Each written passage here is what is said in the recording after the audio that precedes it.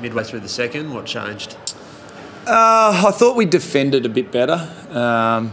I thought early they got too many uncontested marks, and we're getting our opportunities. We weren't using the ball as well as we would have liked, and when they got control of it, they were able to go forward and score. And I thought as the game went on, our defence improved. It's still got a fair bit of work to do, but I thought that was probably the difference that allowed us to get more looks at going forward with the ball. You were able to take the pace out of the game, and that helped you, because it looked like, you know, the first maybe quarter and a half was played on Essendon's terms of that real run and gun. Were you able to sort of stop that, do you think?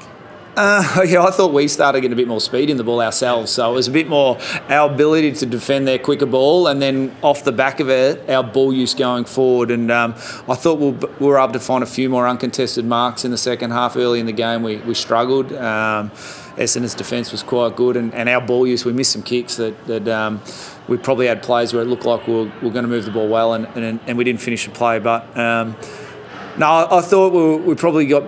Our defence allowed us to then attack a bit more in our front half and get the ball into our forwards one-on-one and a bit quicker. And yeah, like I said, I'd still say it's a big work in progress for us. But I thought in this game, the difference between the first quarter and the next three was our improvement in that area. What did you think of Matt Owley's in his second game? 3 goals, worked very well in tandem with the forward line, especially with Eddie Betts. Yeah, I did. I thought those two boys, and there's probably the one area we've relied probably on our tools a little bit, or Harry anyway. So I thought it was good to have a bit more of a spread of goal kickers. We hit the scoreboard well today when we went forward and we got the ball inside 50. And I thought his ability to watch the ball, and both him and Eddie, and they weren't often too many nice passes to him. There was probably one. It was more them just watching the play and reacting quickly. It's probably something we focused on the last couple of weeks. We've been beat, particularly in ground balls in our front half, and I thought the small forwards did a lot better job this week at getting the ball once it hit the deck.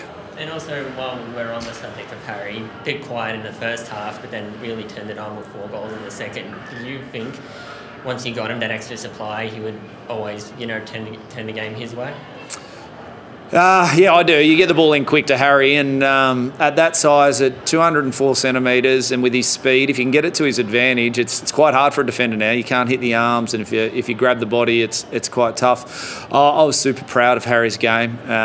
He won't want me to say this, but he was a bit under the weather going into the game, and he put his hand up and said, "No, I can get the job done for you, coach," and didn't complain, didn't tell any of his teammates. He just went out there and kept competing, and you have examples throughout the year of that, and everyone in the stands, once you walk over that white line, you're fit to play, and Harry knew that, and he got the job done, so I thought it was a great effort. I think the result is that for your season, being able to turn it around from 21 points down in that second quarter and run over the top of a pretty good young opponent. I think there was growth with our ball use today. I look at it from the way we played as much as and the result's great, and we want that, and the win's really good, and our fans, that's what they want, and we've got to keep winning. We go out there on the Oval and we expect to win, and we've got a couple of games coming up where we think our best is good enough to win, and we'll go out there to do that. But I just thought the adjustments in game and the way we kept competing, we never gave up, and I thought when the ball started to start going our way, I thought the boys' ability to use it and finish their work in front of goal allowed us to probably get that little buffer where it makes a big difference when you're chasing that 3 or 4 goals. It's very different to when you're owning that 3 or 4 goal difference. So I thought the way the guys kept competing and the different avenues to goal was probably, like I said earlier, was something I thought was a great sign for us. Has Patrick Cripps turned a bit of a corner? I mean, his last quarter was fantastic. Sorry, I can't hear you. Has Patrick Cripps turned a bit of a corner? His last quarter was pretty enormous.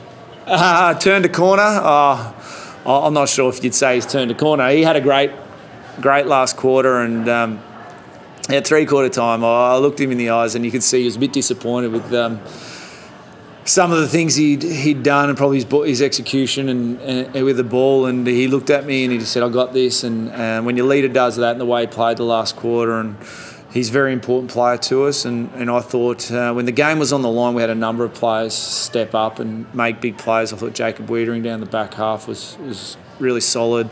I thought Adam Sard as well. Some of his intercepts and ability to turn a defensive play into an offensive play allowed us to give our forwards some really good looks.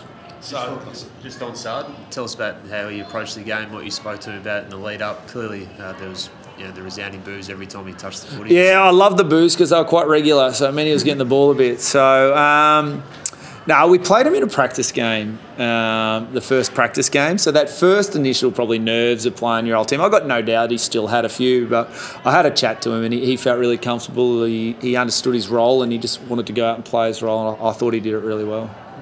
Ed Kerr's performance, especially on Zach Merritt in the second half. I mean, Merritt was pretty dominant in the first half and I think he only had 9 touches in the second half. Yeah, I thought. I actually thought Zach beat Ed in the first half because he was going to him, but he was probably giving him too much space, and he was getting their uncontested chains going. He worked back really hard into the back line, and then we found it hard to catch up and number off. So I thought Ed's ability to discipline to go and then still won the ball at the contest. He still won the ball himself, and I thought he was a really important player for us in the second half. Will you highlight Luke Park's? That tackle on Tip and Woody seemed to shift a little bit of the momentum, or the momentum certainly shifted after that.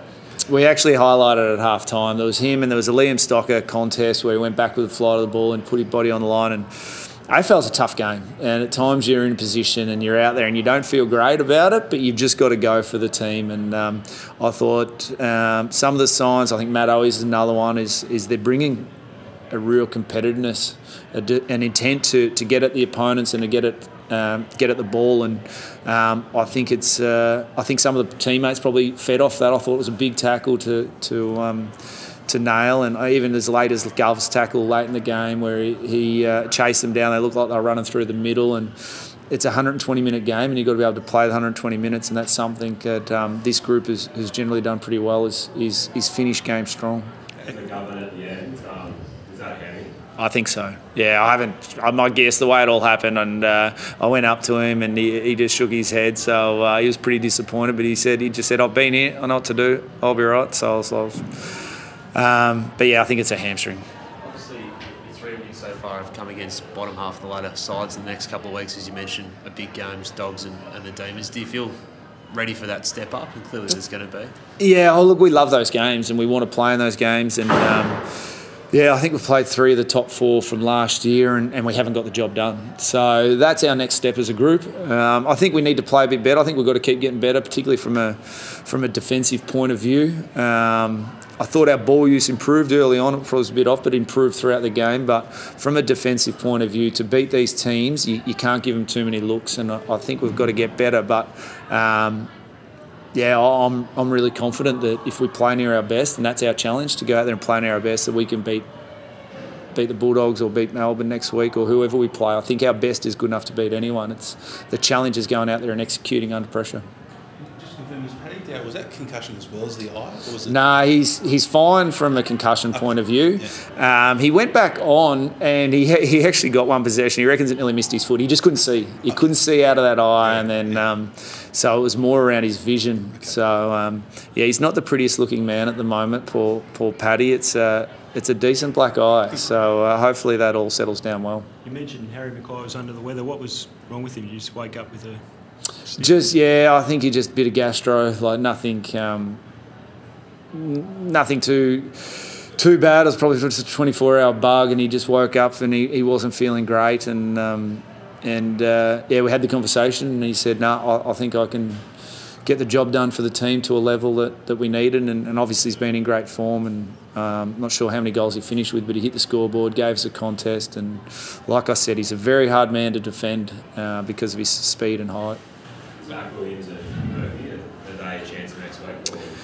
Yeah, I think so. They both trained on Thursday, and Mark, he